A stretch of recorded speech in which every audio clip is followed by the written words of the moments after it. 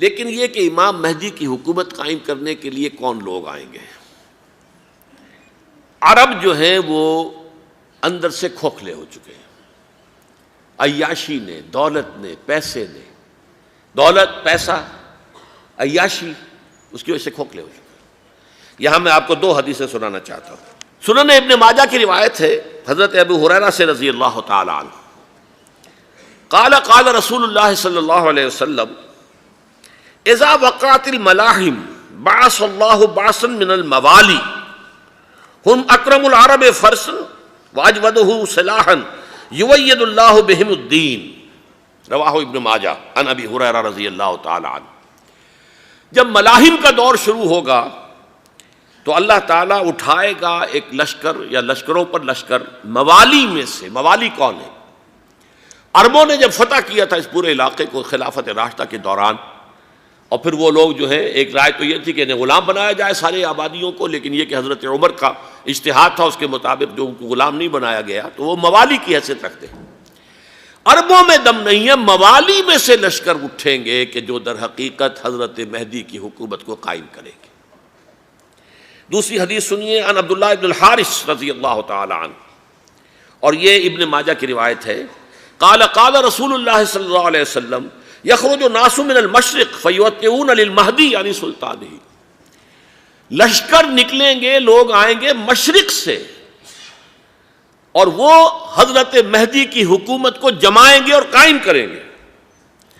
اب ذرا نوٹ کیجئے کہ جزیرہ نما عرب کے مشرق میں کون سے ملک ہیں؟ تین: ایران، افغانستان، پاکستان۔ یہ تین سالڈ مسلم ممالک، مسلم آبادی اکثریت۔ ویسے تو یہ کہ آگے ہندوستان میں 20 کروڑ مسلمان ہیں، لیکن وہ 20 کروڑ جو ہے وہ تو 80 کروڑ کے اندر تحلیل ہو جاتے ہیں غیر مسلموں میں، لیکن یہاں جو معاملہ ہے یہ غالب اکثریت کے۔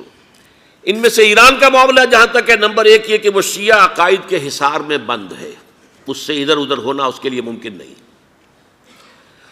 حدیث میں یہ بھی آتا کہ اصفہان سے 70,000 یہودی دجال کا ساتھ دیں گے۔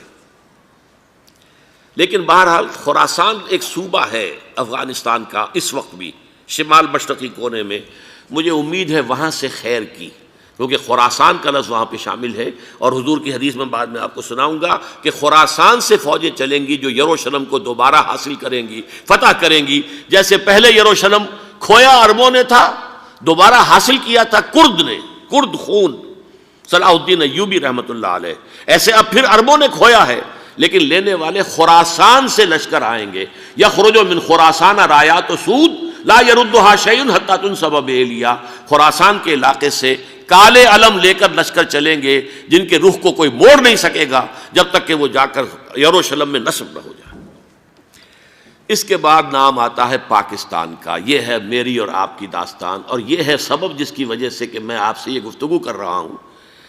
اصل میں تو کس لیے؟ محض ایک علمی استفادہ، محض اپنی بات آراء کو ظاہر کرنے کا شوق نہیں، بلکہ یہ کہ اپنی ذمہ داری ہم پہچانیں کہ ہم کس مقام پر کھڑے ہیں۔ دیکھیے، اس پاکستان کے بارے میں یا ہندوستان کے بارے میں علامہ اقبال نے کہا تھا اپنے ترانہ ملی میں، میر عرب کو آئی ٹھنڈی ہوا جہاں سے، میرا وطن وہی ہے، میرا وطن وہی ہے۔ اور مجھے بتایا گیا کہ سنن ابی داؤد میں یہ روایت موجود ہے کہ حضور نے فرمایا کہ ہندوستان کی طرف سے مجھے ٹھنڈی ہوا آتی، اگرچہ مجھے وہ حدیث ابھی نہیں ملی ہے، لیکن حزب التحریر کا ایک کارڈ مجھے ملا تھا، تو اس میں اس حدیث کا اور اس میں ابو داؤد کا روایت کا حوالہ موجود تھا۔ لیکن میں جو چیز آپ کو بتا چکا ہوں وہ یہ کہ الف ثانی کا پورا تجدیدی کارنامہ اس ہندوستان کی سرزمین میں ہوا۔ مجدد الف ثانی شیخ احمد سرندی، شاہ ولی اللہ دہلوی، سید احمد بریلوی، وہ تو ہمارے پاکستان میں آ کر جو ہے ان کا خون جذب ہوا ارض پاکستان میں۔ پھر شیخ الہند مولانا محمود حسن۔ تحریک خلافت چلی تو صرف ہندوستان میں چلی اور کہیں نہیں چلی۔ آزادی کی تحریک چلی پوری دنیا میں، وہ نیشنلزم کی بنیاد پر چلی، ملے نیشنلزم، عرب نیشنلزم، ترک نیشنلزم۔ ہمارے ہاں چلی تو اسلام کے نام پر، پاکستان کا مطلب کیا؟ لا الہ الا اللہ۔ پھر پاکستان قائم ہوا معجزے کے طور پر، بلکہ نازل ہوا ہے لیلۃ القدر میں، انا انزلناہ فی لیلۃ القدر، جیسے قرآن نازل ہوا لیلۃ القدر میں، یہ پاکستان بھی نازل ہوا لیلۃ القدر میں۔ اس کا برقرار رہنا ابھی تک معجزہ ہے۔ ہندو یہ سمجھتا تھا، کانگریس سمجھتی تھی کہ جھٹپٹ ختم ہو جائے گا۔ پھر یہ کہ اس کا قرارداد مقاصد کا پاس ہو جانا، مزید بھی اور اضافی دفعات دستور میں آ جانا، اب کمرشل انٹرسٹ کو ربا قرار دے کر حرام قرار دینا، یہ سارے لینڈ مارکس ہیں کہ جو اشارہ کر رہے ہیں کسی چیز کی طرف، معاملہ کدھر جا رہا ہے۔ پھر یہ کہ یہ جو 14ویں صدی کے مجدد تھے شیخ الہند، اس کے بعد سے کچھ ایسی شخصیتیں عظیم پیدا ہوئی ہیں ہند میں، جن کو میں سمجھتا ہوں کہ 14ویں صدی کے مجدد اور 15ویں صدی کے مجدد کے درمیان یہ 15ویں صدی کے مجدد کی راہ کو سیدھا کرنے والے، جیسے کہ حضرت یحییٰ نے کہا تھا میں تو آنے والے کا راستہ سیدھا کر رہا ہوں حضرت عیسیٰ کے لیے، ایسے ہی 15ویں صدی کے لیے امام مہدی کے لیے راستہ صاف کرنے والے سب سے پہلے علامہ اقبال، جنہوں نے اسلام کا تصور دین کی حیثیت سے دوبارہ زندہ کیا ہے، ورنہ اسلام ایک مذہب کی شکل اختیار کر چکا تھا۔ پھر مولانا مودودی، مولانا ابوالکلام آزاد حکومت الہیہ کے نعرے کے ساتھ میدان میں آئے۔ یہ اقبال نے جو تصور پیش کیا تھا اس پر عملی جد و جہد کے لیے حزب اللہ قائم ہوئی۔ نوٹ کر لیجئے 11 برس کا فرق ہے عمر کا علامہ اقبال کے اور ابوالکلام کے، اور 1913 میں جب حزب اللہ قائم کی ہے اس وقت علامہ اقبال کی ملی شاعری اپنے عروج کو پہنچ چکی تھی۔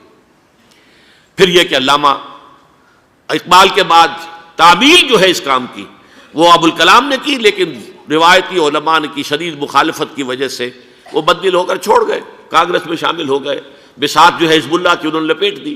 پھر مولانا مودودی آئے، انہوں نے وہ ڈور جو ہے اس کا سرا تھاما، جماعت اسلامی قائم کی حکومت الہیہ ہی کے قیام کے لیے۔ اگرچہ میرے نزدیک یہ کہ وہ انتخابی اور ایک قومی سیاست کی ایک جماعت بن کر پاکستان میں جو ہے دلدل میں پھنس گئی ہے، اب ہم اس کی کوشش کر رہے ہیں، تنظیم اسلامی اور یہ تحریک خلافت جس کے تحت یہ جلسہ ہو رہا ہے، یہ ساری چیزیں وہ ہیں کہ آپ کو سوائے پاکستان کے اور کہیں نہیں ملیں گی پوری دنیا میں۔ معلوم ہوتا ہے کہ پاکستان کو بہت بڑا رول پلے کرنا ہے اس میں، اور اس کے ساتھ اب جمع کر لیجئے افغانستان کی عمارت افغانستان، اسلامی عمارت افغانستان قائم ہو چکی ہے۔ یہ پچھلے 20 سالوں میں جو کچھ وہاں ہوتا رہا ہے اس سے پہلے تصور نہیں ہو سکتا تھا۔ علامہ اقبال کے فرزند بھی دیکھ کر آئے ہیں، تو اگرچہ وہ خود میں سمجھتا ہوں کہ خاصے انہیں آپ لبرل کہیں، آزاد خیال کہیں، لیکن اس درجے متاثر ہو کر آئے تھے کہ انہوں نے یہ کہا افغانستان میں جو میں نے حالات دیکھے ہیں کہ اگر 2-4 اور مسلمان ملکوں کے اندر یہ نظام قائم ہو جائے تو پوری دنیا مسلمان ہو جائے گی۔ یہ سب کچھ کیسے ہو رہا ہے؟ یہ آنے والے دور کی جھلکیاں ہیں۔ Coming events are casting their shadows before. یہ سب بتا رہے ہیں کہ پاکستان افغانستان کو مل کر اس میں کوئی عظیم رول پلے کرنا ہے۔ اور اس کے ضمن میں اب میں علامہ اقبال کے بارے میں آخری بات کہہ رہا ہوں۔ علامہ اقبال کے بارے میں عام یہ خیال ہے، انہوں نے اپنے خطبات میں مہدی کا اور نزول مسیح کا، حالانکہ میں کل پڑھ رہا تھا مولانا سید احمد اکبر آبادی رحمۃ اللہ علیہ کا ایک مقالہ ان کا کہ علامہ اقبال نے ابن خلدون کے بارے میں یہ کہا ہے کہ مہدی کا اور نزول عیسیٰ کا دونوں کا انہوں نے انکار کیا ہے، حالانکہ ابن خلدون نے نزول عیسیٰ کا انکار نہیں کیا، صرف مہدی کا انکار کیا ہے۔ بہرحال علامہ اقبال نے خطبات میں انکار کیا ہے، لیکن یہ کہ اپنی شاعری کے اندر میں چیلنج کرتا ہوں کسی بڑے سے بڑے اقبال شناس کو، ان کا یہ شعر ذرا سنیے: خضر وقت از خلوت دشت حجاز آید بروں، کارواں زی وادی دور و دراز آید بروں۔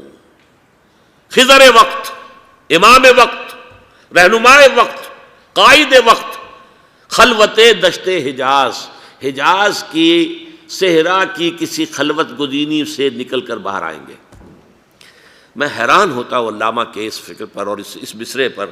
یہاں انہوں نے شیعہ اور سنی دونوں کے کانسیپٹ جمع کر دیے۔ شیعہ کا کانسیپٹ یہ چھپے ہوئے کسی غار میں وہاں سے برآمد ہوں گے، اور ہمارا کانسیپٹ میں ام سلمہ رضی اللہ تعالیٰ عنہ کی حدیث سنا چکا، چھپے ہوئے ہوں گے وہ وہاں پر، مدینے سے نکل کر آ کر مکے میں چھپ جائیں گے۔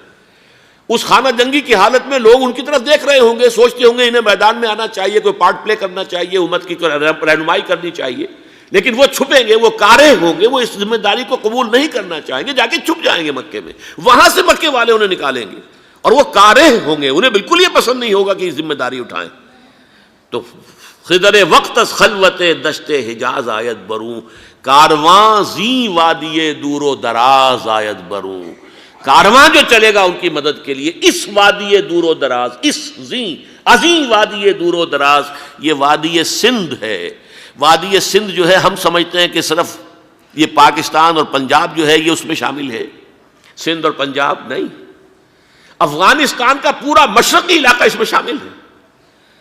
جیسے دریائے جہلم سندھ میں جا رہا ہے، جیسے دریائے گلگت سندھ میں آ کر ملتا ہے، جیسے دریائے چناب اور راوی اور جہلم اور یہ سب جا رہے ہیں اور آ رہے ہیں، اسی طرح دریائے کابل کہاں سے آ رہا ہے، دریائے گومل کہاں سے آ رہا ہے، ٹوچی کہاں سے آ رہا ہے، یہ سارا جو ہے ڈرین جو ہو رہا ہے ایسٹرن جو ہے پارٹ آف افغانستان، یہ سب وادی ہے۔ اس وادی کے یہ دو حصے ہیں، ایک حصہ جو ہے یہ ادھر پاکستان میں ہے اور اسی وادی کا دوسرا حصہ جو ہے وہ افغانستان میں ہے۔ کارواں زی وادی دور و دراز آیت بروں، کارواں چلے گا یہاں سے، یخرج ناس من المشرق یؤتون للمہدی یعنی سلطان ہی، مشرق سے فوجیں چلیں گی کہ جو مہدی کی حکومت قائم کریں گی، اور یخرج من خراسان رایات و سود، اور خراسان سے سیاہ پرچم چلیں گے کہ جن کا رخ کوئی موڑ نہیں سکے گا، حتیٰ تنصب بیلیا، یہاں تک کہ وہ جا کر یروشلم کے اندر نصب ہو جائیں گے۔